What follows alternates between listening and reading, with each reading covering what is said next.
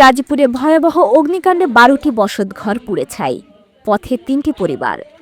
গাজীপুর সদর উপজেলার সিঁড়িরচালা এলাকায় ভয়াবহ অগ্নিকাণ্ডে 3টি পরিবারের 12টি বসতঘর সম্পূর্ণভাবে পুড়ে ছাই হয়ে গেছে।